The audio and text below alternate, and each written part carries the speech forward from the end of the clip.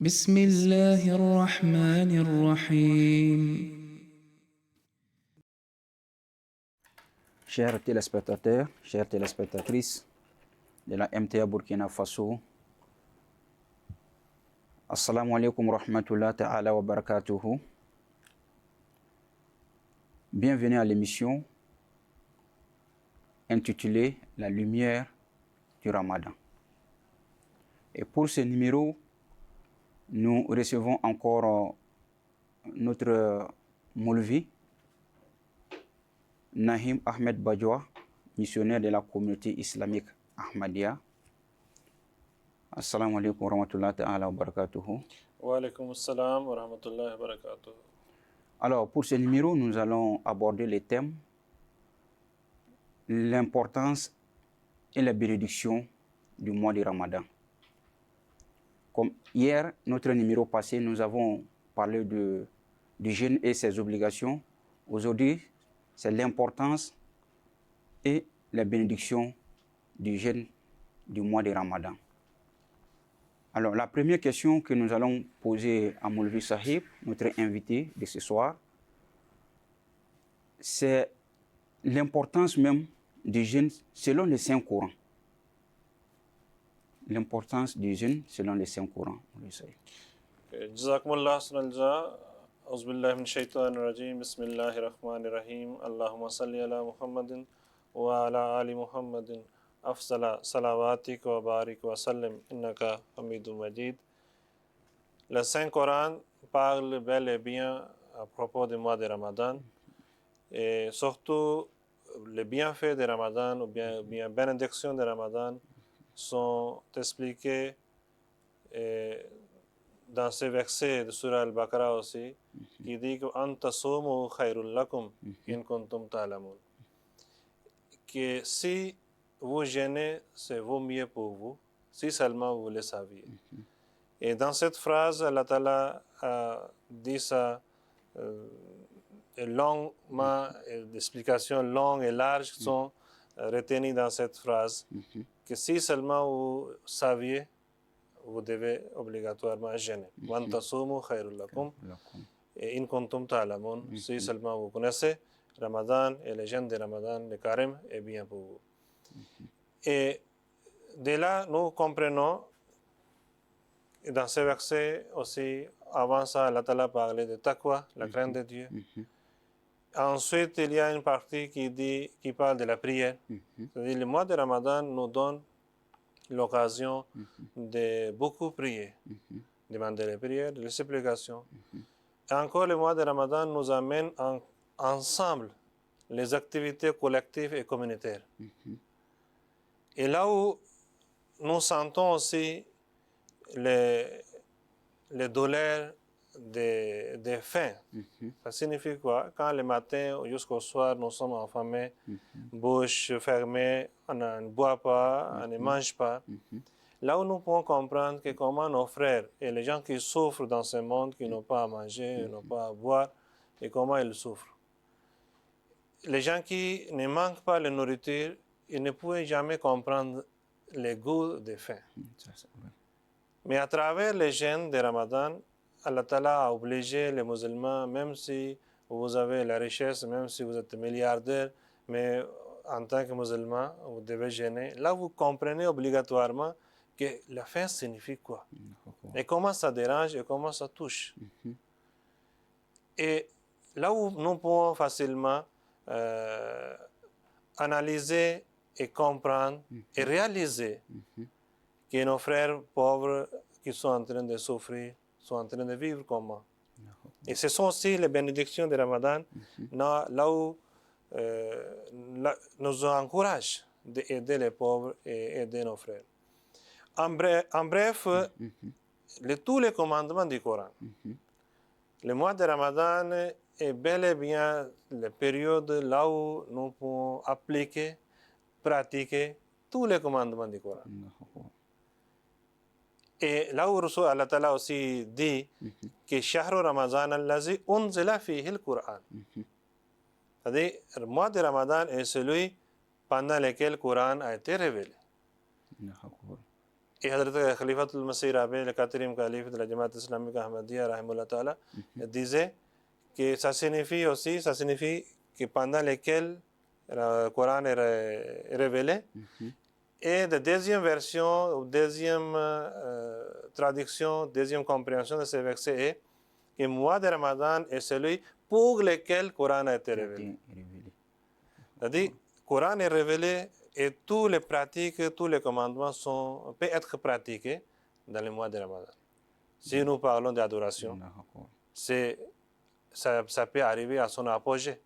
Si nous parlons d'aide et d'assistance des pauvres, il y a même une obligation de fidya, de fitrana, de Eid al-Fitr, Zakat al-Fitr et plusieurs d'autres motivations pour aider les gens. Être ensemble, pardonner les gens. Et toutes ces pratiques, tous ces morales qui sont appliquées, enseignées dans le Coran, peuvent être appliquées et pratiquées dans les mois de Ramadan. Ça veut dire que le Ramadan, c'est un climat favorable. Très favorable, un climat favorable, une période bénéfique pour les musulmans. C'est comme nous sommes dans une période fermée, là où vous devez faire que ça. Là où parfois on amène les enfants d'une école, que non, vous devez préparer vos examens, vous êtes ici un peu surveillés. Et pendant cette période, c'est ça la période pour les musulmans, que vous êtes beaucoup plus surveillés, vous êtes beaucoup plus appelés à faire de bons actes. Et c'est ça le moment là où vous pouvez faire beaucoup plus et avoir beaucoup plus d'avantages et de bénédictions et plaisir d'Allah. Et ça ne termine pas, c'est long et large, mais en bref, je vous ai dit. Donc, Moussa, si je vous comprends bien ça, il y a des gens dans le monde aujourd'hui qui n'ont pas à manger.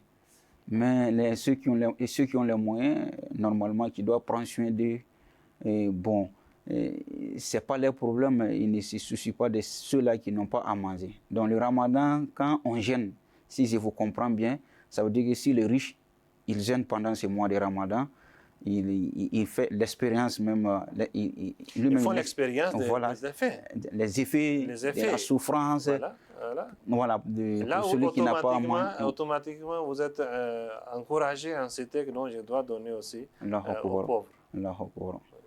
Donc, ça, c'est selon les Saints Courans. Mais est-ce que, selon les hadiths, le Saint Prophète Mohammed sallallahu alayhi wa sallam nous a enseigné les bénédictions ou bien les avantages du jeûne du mois de Ramadan? Oui, certainement. Les hadiths, les paroles de Rasulullah ne sont que l'interprétation des versets du Coran. Et quand le Coran a parlé de l'importance, les bienfaits, les bénédictions du mois de Ramadan, comment Rasulullah sallallahu alayhi wa sallam ne pouvait pas parler de ça?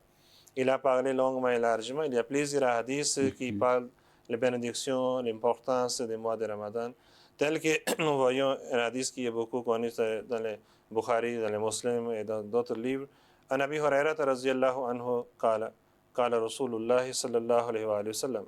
حضرت أبو هريرة rapporte que Rasulullah صلى الله عليه وسلم a dit إذا دخل شهر رمضان, lorsque le mois de Ramadan entre, فتحت أبواب السماء, les portes du ciel sont ouvertes. وفي روايات, et dans d'autres versions de cet hadith, وفتحت أبواب الجنة, les portes du paradis sont ouvertes. وغلقت أبواب جهنم, et les portes de l'enfer sont fermées. وسلسلت الشياطين, et les satans sont enchaînés, fermés. وفي روايات, et dans d'autres riwayat, dans d'autres hadiths, il est dit ففتحت أبواب الرحمة, les portes de rahmat, de miséricorde d'Allah sont ouvertes. Et dans cet hadith, nous voyons comment Rasulullah sallallahu alayhi wa sallam nous a donné les bonnes nouvelles des paradis, que dans la période bénie des mois de Ramadan, le paradis est encore proche et l'enfer est encore loin. Et le Satan, c'est-à-dire ce qui motive les gens pour commettre les erreurs, les péchés, est enchaîné et affaibli. Et ce sont les bénédictions aussi des mois de Ramadan. Oui, Moussa, excusez, c'est-à-dire, est-ce qu'il faut comprendre littéralement ou bien ça a un autre sens? Parce que quand on dit que la porte du paradis est ouverte, la porte de l'enfer est fermée, le Satan est enchaîné. C'est ce que ça veut dire? Oui. Bon, alors que dans le mois de Ramadan, on voit les mêmes mots que le monde vit avant le Ramadan, nous vivons les mêmes mots, même pendant le mois de Ramadan. Souvent, il y a le vol, il y a la tuerie, ainsi de suite. Mais comment expliquer donc cet hadith-là?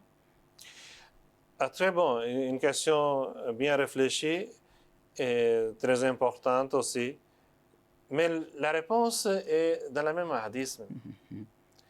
Si nous réfléchissons bien à la hadith, Rasulullah sallallahu alayhi wa sallam dit Iza dakhala shahru Ramadan. Lorsque le mois de Ramadan entre, il n'a pas dit lorsque le mois de Ramadan commence. Ok. Dakhala, c'est-à-dire dakhala signifie quelque chose qui entre. Ok. Ça signifie lorsque le mois de Ramadan entre à quelqu'un. Quand une personne commence à bien pratiquer le Ramadan. Et certainement quand quelqu'un veut pratiquer le mois de Ramadan, là où pour lui, pour cette personne, le paradis est proche et l'enfer est loin. Et le Satan est affaibli et enchaîné pour cette personne. Mais sinon, il y a les autres gens, tels que vous avez dit, qui continuent à commettre les erreurs, il y a les tueries, il y a des vols, il y a des péchés. Ces gens ne veulent pas que Ramadan entre dans leur cœur. Ils n'ont pas ouvert d'abord leur propre cœur, leur propre cerveau, leurs propres pensées pour que le mois de Ramadan entre. Et quand nous n'autorisons pas que le mois de Ramadan entre en moi, ça ne signifie pas que sinon ce sont les mêmes jours. C'est les mêmes lundi, mardi, samedi, de samedi jusqu'au vendredi, c'est les mêmes jours. Le soleil se lève du matin jusqu'au soir, c'est les mêmes jours.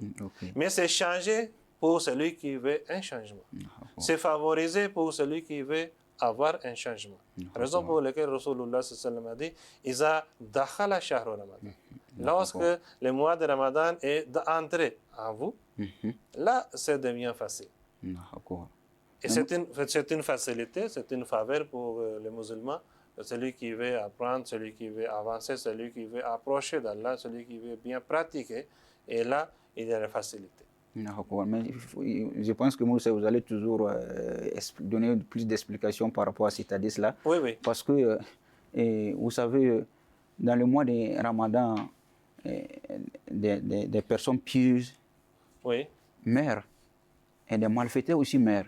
Si la porte de l'enfer est fermée, ça veut dire que ces personnes sont toutes destinées au paradis.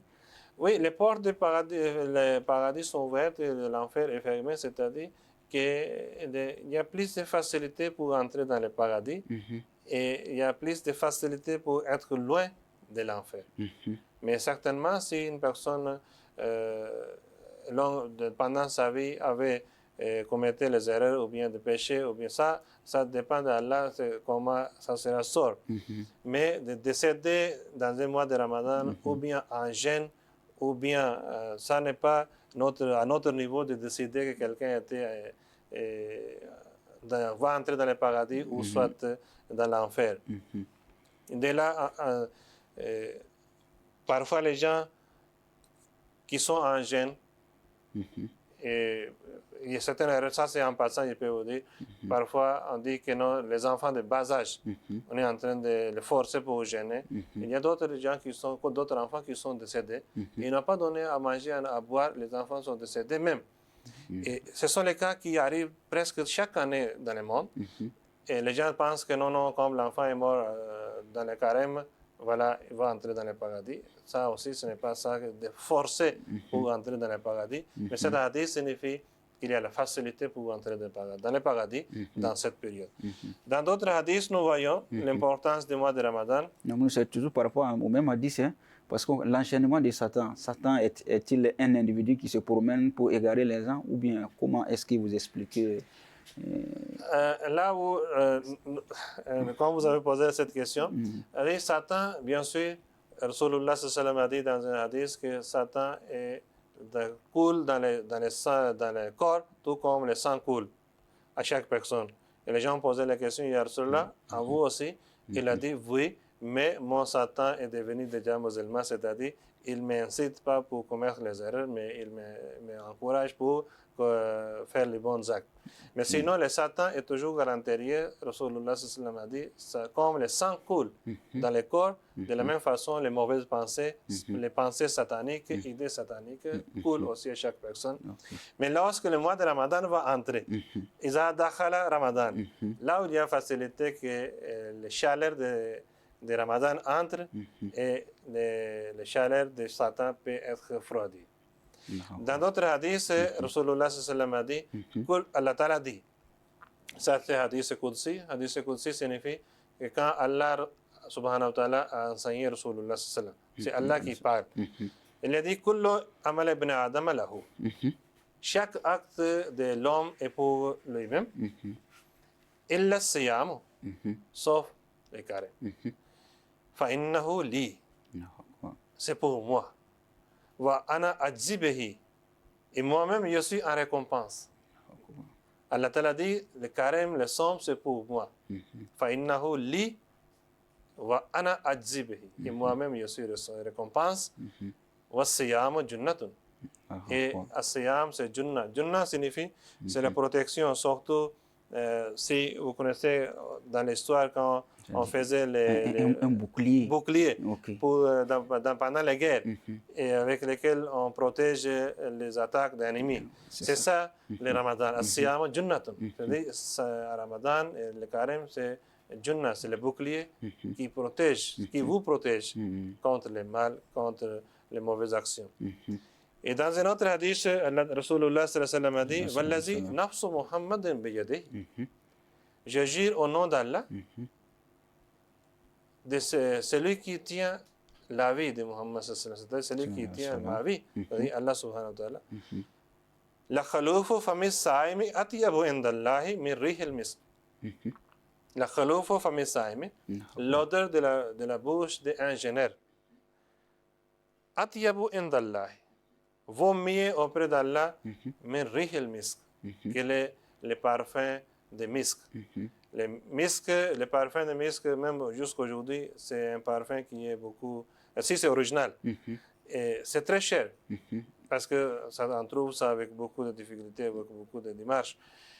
Et ça vaut mieux l'odeur de la bouche d'un jeûneur, vaut mieux auprès d'Allah que parfum de misk. Et de là aussi, ça ne signifie pas qu'un jeûneur ne doit pas rincer la bouche pour produire beaucoup de l'odeur non plus. Mais le matin jusqu'au soir, quand l'estomac est vide, naturellement, il y a l'odeur qui se produit dans la bouche. C'est ça. Et ça, comme c'est uniquement pour la cause d'Allah. La personne est en train d'accepter, un croyant, un musulman est en train d'accepter ça uniquement pour la cause d'Allah. Parce que Allah Ta'ala dit, et l'homme obéit, un musulman obéit, et à cause de ça, il y a l'odeur dans la bouche. Allah Ta'ala dit, oh mon serviteur, toi tu as fait ça pour moi. Et moi je vais te récompenser les meilleures récompenses. Jusqu'à tel point que votre odeur, l'odeur de votre bouche, vaut mieux auprès de moi, plus qu'un parfum, le meilleur parfum du monde, le meilleur parfum qui est de misk. Vous voyez comment Allah Ta'ala a promis l'importance et les récompenses pour un jeûneur.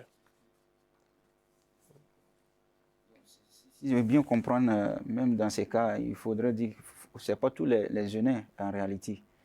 Parce que quand on écoute vos explications, il y a le saint prophète, d'une part, dire que celui qui veut réellement bénéficier des bénédictions du jeûne, il faudrait que la personne abandonne les mensonges et les pratiques liées aux mensonges. Et encore, un autre hadith nous dit que l'odeur du jeûneur est plus agréable auprès de Dieu que l'odeur du misk, qui est le parfum, qui est un parfum évidemment. Donc, je ne sais pas comment vous expliquer ça. Ça concerne tous les jeûneurs ou bien comment? Oui, ce n'est pas nous de décider que quel jeûneur a bien fait le carême ou quel jeûneur a fait pour d'autres personnes bien. Normalement, si quelqu'un est en train de jeûner, d'autres personnes ne peuvent pas savoir. Ça, c'est un acte individuel. Une personne qui est en train de circuler en cachant, il peut manger. Quand il vient devant les gens, il peut dire que non, moi, je suis en jeûne. Ça aussi, c'est possible. Et il est aussi possible qu'une personne normalement, quotidiennement en train de travailler, mais elle est en jeûne. Et nous ne pouvons pas savoir. Et nous ne sommes pas chargés pour demander à chaque personne que vous avez jeûné ou non. Raison pour laquelle Allah Ta'ala dit dans les hadiths Qudsi, que kullu amala ibn Adam lahu. Mais illa siyam, les carême, les sommes, c'est pour moi, wa ana ajzi bihi. Fa innahu li. Pourquoi? Parce que c'est seulement Allah qui peut connaître et la personne. Même votre femme, même vos enfants, même vos collègues, même votre voisin ne peut pas savoir que vous êtes en jeûne ou non. Tant que vous ne prononcez pas, même si vous prononcez, on ne sait pas. C'est Allah subhanahu wa ta'ala qui connaît que quelqu'un est en jeûne ou non. Raison pour laquelle il a dit fa innahu li, c'est pour moi. Wa ana ajzi bihi, et moi-même je suis en récompense.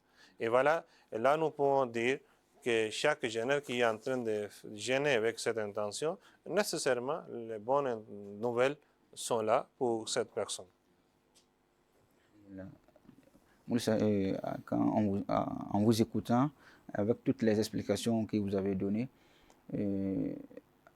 on comprend que le jeûne, c'est pour la réforme, c'est pour permettre à l'homme de se mettre sur la voie qui le conduit vers le paradis, et abandonner également la voie qui le conduit vers l'enfer, et également travailler à dominer son moi. Ça, c'est pour enchaîner donc son Satan qui le pousse vers le mal. Alors, j'aimerais savoir, ces bénédictions, ces bienfaits du mois de Ramadan, c'est limite seulement qu'au mois de Ramadan, ou ces bénédictions-là doivent nous accompagner dans toute notre vie, quoi. Alors, très bien. Avant de revenir à votre question, il y a aussi un autre point que je voulais vous expliquer, que parmi les bienfaits de Ramadan, que Rasulullah sallallahu alayhi wa sallam a dit Inna likulli shay'un baban. Pour chaque chose, pour chaque bâtiment, pour chaque travail, il y a une entrée. Wa babu ibadati as-siyam. Mais la porte pour l'adoration, c'est le somme. C'est le somme qui est à son apogée d'adoration. Là où nous sommes en train d'adorer Allah avec jusqu'à tel point qu'on a laissé à manger, on a laissé à boire, on a laissé les relations, on a d'autres relations, on a laissé d'autres choses. Tout ça uniquement pour le Créateur, pour notre Seigneur, pour notre Rab, pour notre Allah. Et là, c'est les meilleures entrées, les meilleures portes pour Ibadat, pour l'adoration. Et quand vous dites la question que vous posez, que Ramadan a... Qu'est-ce que ça signifie? Ramadan, les jeûnes, les carêmes. Alhamdulillah. Que Ramadan a quel effet? C'est seulement nous pouvons avoir les bénédictions pendant ces 30 ou 29 jours, ou bien peut avoir des effets après ou bien avant. Rasulullah sallallahu alayhi wa sallam aussi a bien répondu à cette question. Il a dit Man sama Ramadana imanam wa ihtisaban, ghufira lahu ma taqaddama min san. Celui qui a jeûné le mois de Ramadan, imanan wa ihtisaban. Iman, c'est-à-dire avec la foi. Wa ihtisaban, ihtisab signifie autocontrôle, autocritique. Quand vous avez fait votre contrôle vous-même. Et quand vous faites le Ramadan avec des conditions, man sama Ramadan imanan wa ihtisaban, celui qui a jeûné le mois de Ramadan avec iman, avec la foi et avec le contrôle, ghufira lahu ma taqaddama min zambihi. Tout ce qu'il a fait auparavant, Allah va lui pardonner. Et dans un autre hadith, il a dit Man kama Ramadana imanan wa ihtisaban, ghufira lahu ma taqaddama min zambihi. Les deux mots sont différents dans des hadiths. Sama, c'est-à-dire celui qui a jeûné. Kama signifie celui qui a pratiquement forcé que Ramadan soit dans les bonnes conditions et debout et correctement pratiqué. Et Kama signifie aussi celui qui a fait, Kama signifie être debout.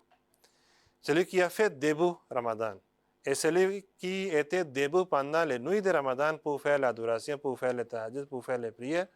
Et si une personne a fait ça, il y a les bonnes nouvelles pour cette personne, que ghufira lahu ma taqaddama min zambihi. Tout ce qu'il a fait auparavant, c'est pardonné. Et Maintenant, pour la prochaine vie, Rasulullah sallallahu alayhi wa sallam aussi a parlé de ça. Il dit Iza salima Ramadano, salimatis sanato. Si le mois de Ramadan est bien passé, en salamati, en paix, vous avez bien pratiqué par la grâce d'Allah, salamatis sanato. Toute l'année est protégée. Dit Ramadan va vous donner le courage, va vous donner le moral de bien pratiquer maintenant, de bien passer aussi les mois qui viennent après. Et cette période, parmi tous les mois de l'année, 12 mois de l'année, c'est ça la meilleure période, bien le meilleur mois. Et pas seulement que Allah Ta'ala, Rasulullah sallallahu alayhi wa sallam nous a donné la nouvelle, il y a aussi dans un autre hadith, il a dit, Hadrat Abdullah bin Omar, radiyallahu ta'ala anhu, raconte que Rasulullah sallallahu alayhi wa sallam a dit, lorsque Ramadan arrive, pour accueillir le Ramadan, il y a les préparations aussi dans le paradis. Et il a dit que pendant toute l'année, les anges sont en train de préparer le paradis pour les gens qui vont entrer, et surtout les jeunes, pour Ramadan. Et lorsque il y a le premier jour du mois de Ramadan, encore les bénédictions, les bons vents soufflent dans le paradis. Parce que ça, c'est ouvert, c'est bien préparé. C'est comme on prépare quelque chose, comme on prépare on peut dire pour bien présenter un cadeau, bien présenté, pour présenter à une autorité. Ça, c'est déjà les préparations pour le mois de Ramadan, dans le paradis aussi. Et dans le Coran, Allah Ta'ala dit, tel que je vous ai dit au début, que Shahr Ramadan, Allah dit, unzila fihi le Coran. Le mois de Ramadan est celui pendant lequel et pour lequel le Coran a été révélé. Et la conclusion est dans ce sens, que c'est ça la période bénie et extraordinaire qu'Allah Ta'ala nous a accordée, pour lequel le Coran a été révélé, pour lequel le paradis s'est préparé, pour lequel les anges sont motivés, pour lequel Allah Ta'ala est en train de favoriser les bénédictions aux croyants. Il est en train d'annoncer les bonnes nouvelles, que si vous pratiquez bien, je vous pardonne vos péchés, ceux qui sont passés. Je vous donne la nouvelle pour l'avenir aussi. Et question est que seulement on essaye de bien pratiquer. Et là où nous pouvons comprendre que tel que le Coran a dit, la synthèse que nous avons fait aujourd'hui, qu'an tasumu khayrul lakum. Et in kuntum ta'lamun, si seulement vous le saviez, le jeûne est bénéfique pour vous. En tout cas, je pense que expliquer en long et en large, il faut le dire, cette question-là. Mais avant de nous quitter, il est presque l'heure, avant de nous quitter, juste quelques secondes, j'aimerais vous demander de prodiguer des conseils à l'endroit de nos téléspectateurs, parce que, vous savez, vous dites que quand le Ramadan arrive, pour celui qui arrive à jeûner, en respectant tous les principes comme il se doit, et la personne verra donc ses péchés précédents pardonnés. Donc, il y a des gens qui pensent que quand le Ramadan passe, ces acquis qu'ils ont eus, les bénédictions, juste après le Ramadan, bon, au fait, ils ne travaillent plus à protéger ces acquis-là, à préserver ces acquis. Donc, quel conseil vous avez à l'endroit de ces gens-là? Parce qu'ils se disent que non, après le Ramadan, ils sortent pardonnés. Est-ce que vous voyez? Donc, ils se donnent la latitude de faire tout ce qu'ils veulent. Oui, tout comme voilà. L'enfant étudie dans la classe. Quand une année passe, l'enfant monte dans la deuxième classe. Quand l'année termine, l'enfant monte à la troisième classe. Et si l'enfant reste dans la même classe, est-ce qu'il est en train de gagner? Il ne gagne pas, ça c'est vrai. Si il n'y a pas un changement spirituel, si vous n'avez pas fait un autre pas spirituel, sachez bien que vous êtes resté dans la même classe. Et si vous avez vu un changement dans votre vie, dans vos actions, dans vos affaires quotidiennes, là, nous pouvons dire, vous pouvez comprendre que, alhamdulillah, j'ai passé une année, j'ai passé le mois de Ramadan, j'ai bien passé. Et alhamdulillah, je suis maintenant à un autre niveau. Et l'année prochaine sera à un autre niveau. Mais sinon, l'échec on peut constater l'échec lorsque vous restez au même niveau. Tout quand vous êtes entré dans le mois de Ramadan, vous êtes sorti de la même façon. Et si on est au même pied, au même endroit, là vous pouvez comprendre qu'il y a encore beaucoup à faire. Il faut faire beaucoup d'efforts pour que l'année prochaine, vous montiez dans le prochain étage. Donc, vraiment, Yazakoumla, nous sommes à terme de notre temps. Et ça veut dire que évoluer, progresser dans la foi. Et voilà les derniers mots de notre invité pour ce numéro de notre émission. Et nous nous remercions beaucoup. Nous remercions aussi ceux qui nous ont tenus compagnie. Qu'Allah nous récompense tous. Assalamu alaikum.